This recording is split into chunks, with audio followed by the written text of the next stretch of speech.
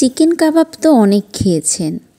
আজ আমি তৈরি করব খুব অল্প উপকরণে এবং খুবই মজাদার একটা চিকেন কাবাব, যেটা কেউ না মেহমান আসলে ঝটপট পরিবেশন করতে পারেন। চলুন শুরু করা যাক। প্রায় 1 কেজির মতো মুরগির ব্রেস্ট পিস নিয়েছি। এখন এগুলো আমি ব্লেন্ড করে নিলাম, সাথে আমি দিয়ে দিলাম আদা রসুন, একসাথে চিকেনের সাথে ব্লেন্ড করে নিয়েছি। তারপর দিয়ে দিলাম পরিমাণ মতো পেঁয়াজ কুচি, আমি এখানে 2 কাপের মতো নিলাম। আর আপনাদের স্বাদ মতো দিয়ে দিবেন কাঁচামরিচ কুচি, যে যেমন ঝাল খান।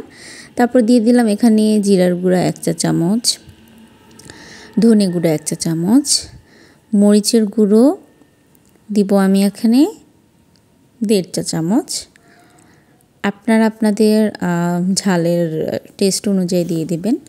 তারপর দিয়ে দিলাম এখানে গরম মশলা 1 চা চামচ। এরপর আমি ইউজ করব এখানে প্রায় 4 থেকে 5 পিস পাউরুটি নিয়েছি। এটাকে একটু পানিতে ভিজিয়ে ভালো করে চিপড়িয়ে নেবেন, যেন পাউরুটিতে কোনো এক্সট্রা পানি না থাকে। তারপর দিয়ে দিলাম স্বাদ মতো লবণ, আর দিয়ে দিলাম 2টি ডিম।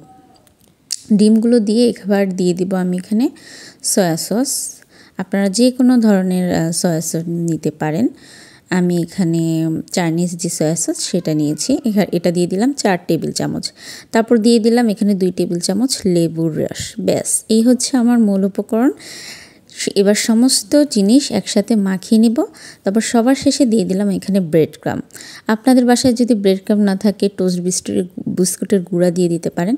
তো এগুলো সব কিছু মাখিয়ে এখন আমি ফয়েল পেপার দিয়ে রেখে দিব 2 থেকে 3 ঘন্টার জন্য। আপনারা চাইলে না রেখেও সাথে সাথে বানিয়ে ফেলতে পারেন, তবে একটু রেখে দিলে কাবাবটা টেস্ট আর ভালো আসে। এই যে আমি এভাবে করে কাবাবের শেপে ভালো করে বানিয়ে ডিমে চুবিয়ে তারপরে এই যে ব্রেড ক্রামে মাখিয়ে নিয়ে ডুবো তেলে ভেজে নেব।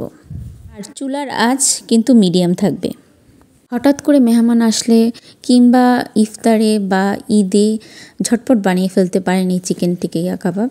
বিশ্বাস করবেন খুবই অনেক মজার হয়। আপনারা বাসায় অবশ্যই ট্রাই করবেন, একবার হলেও বানাবেন। বানালে অবশ্যই আমাকে কমেন্টে জানাবেন। আর আমার চ্যানেল ইসরাত ইন ইতালি, এখানে একটু সাবস্ক্রাইব, লাইক, কমেন্ট করে আসবেন।